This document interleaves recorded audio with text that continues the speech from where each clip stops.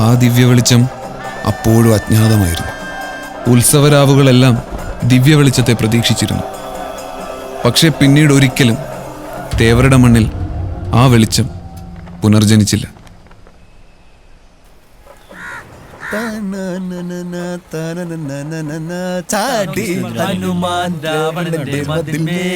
ജോസേ, ഞാൻ കുറെ നാളായി ചോദിക്കണം വിചാരിക്കുന്നു. ഈ നാട്ടുകാര് മൊത്തം ദിവ്യ വെളിച്ചം എന്ന് പറയുന്നുണ്ടല്ലോ, അന്ന് രാത്രി വിനയം കണ്ടത് ശരിക്കും ദിവ്യ വെളിച്ചായിരുന്നു? ദിവ്യ വെളിച്ചാണെന്നാ? ദിവ്യ വെളിച്ചം എന്ന് പറഞ്ഞിട്ടല്ലോ, ഭയങ്കര വെളിച്ചാണ്. കണ്ണൊന്നും കാണാൻ പറ്റില്ലായിരുന്നു. അത് ചെന്നിക്കുത്തല്ലേ? ചെന്നിക്കൊന്നും തന്നിട്ടല്ല. ഈ ദിവ്യ വെളിച്ചം എന്ന് പറഞ്ഞ സാധനം ശരിക്കും ഉണ്ടോ? പിന്നെ എത്ര നാളായി ശരിക്കും? ആ ദിവ്യ വെളിച്ചം. ഭഗവാന്റെ കാറ്.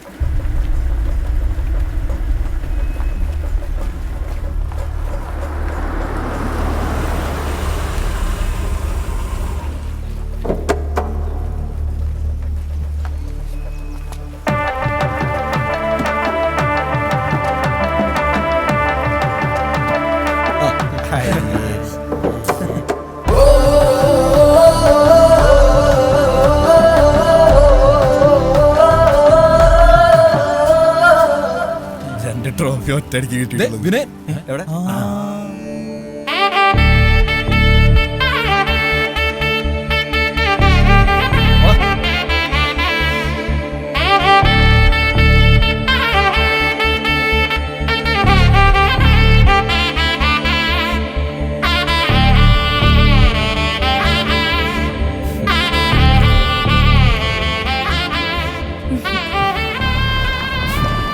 ബജരംഗ് ബിജു അളിയാ, നിനക്ക് ഇങ്ങനെ തന്നെ വേണം. ഇത് ഒളിച്ചോട്ട രക്തമൊന്നുമല്ല മക്കളെ, ഒളിച്ചോടല്ലേട്ടാ. എന്താടാ പെട്ടി കിട്ടിയില്ലേ?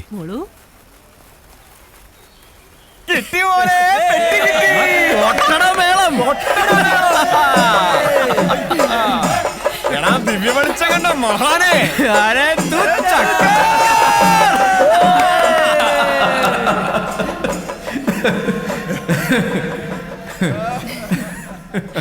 പ്രിയപ്പെട്ട നാട്ടുകാരെ, നിങ്ങൾ ഏറെ പ്രതീക്ഷയോടെ കാത്തിരുന്ന വെടിക്കെട്ട് വേലായുധന്റെ 8 തരത്തിൽ പൊട്ടുന്ന സ്പെഷ്യൽ ഐറ്റം ഗർഭം കലക്കി കേരളത്തിൽ ആദ്യമായി ഇതാ പെരുവത്ത് കടവിന്റെ മണ്ണിൽ അരങ്ങേറുന്നു.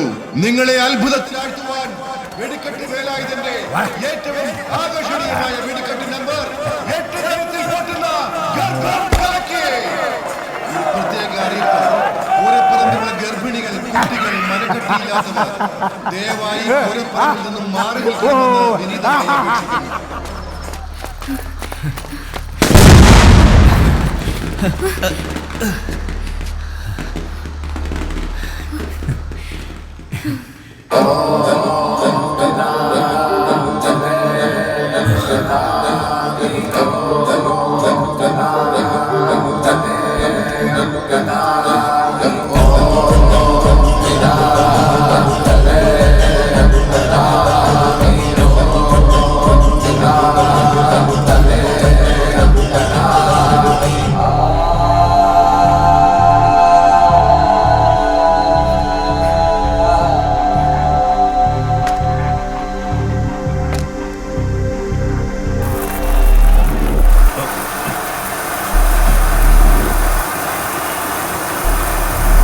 ഭഗവാൻ ഭഗവത്ഗീതയിൽ പാടി സംഭവാമി യുഗേ യുഗേ.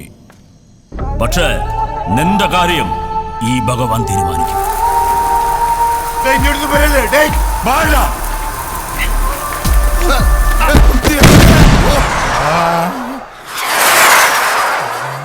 ഗർഭം കലങ്ങി.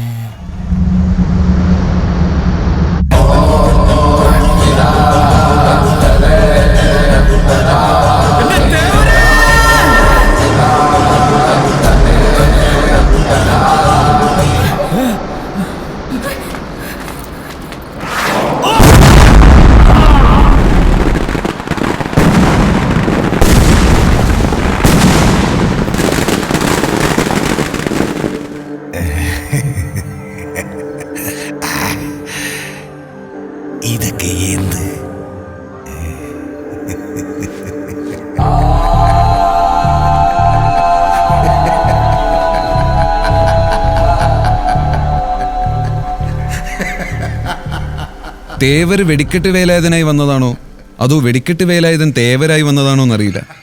ആ വെടിക്കെട്ട് കാരണം വിനയന് തൻ്റെ ശ്രീദേവിയെയും പെരുവത്ത് കടവുകാർക്ക് അവരുടെ ടാക്കീസിനെയും തിരിച്ചു കിട്ടി.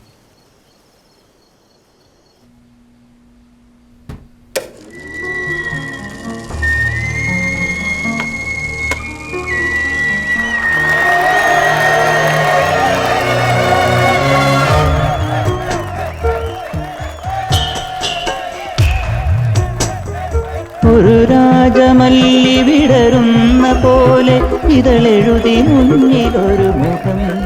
വർഷങ്ങൾക്കിപ്പുറം ശ്രീദേവി ടാക്കീസിൽ സിനിമ എന്ന അത്ഭുതം വീണ്ടും ഉദിച്ചു. പൊടി പിടിച്ച ഓർമ്മകൾ വീണ്ടും ഉയർത്തെഴുന്നേറ്റു.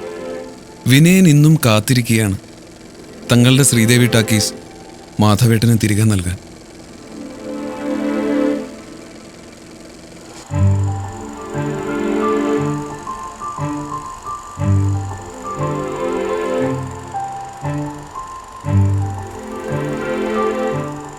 ലോകചരിത്രത്തിൽ സിനിമയുടെ പ്രാധാന്യം അറിഞ്ഞിട്ടൊന്നുമല്ല മാധവൻ സിനിമയെ സ്നേഹിച്ചത്. സിനിമയോടുള്ള ഒരുതരം അഭിനിവേശം. അതാണ് ഇന്നും മാധവനെ സഞ്ചരിക്കുന്ന ഒരു സിനിമാ കൊട്ടകയാക്കിയത്. വേരുകൾ പിതൃക്കളുടെ കിടപ്പറയിലേക്ക് ഇറങ്ങുന്നത് പോലെ സിനിമ ഇനിയും ഗ്രാമങ്ങളിലേക്ക് എത്തട്ടെ. നല്ല നല്ല സിനിമകൾ ഇനിയും ഉണ്ടാവട്ടെ.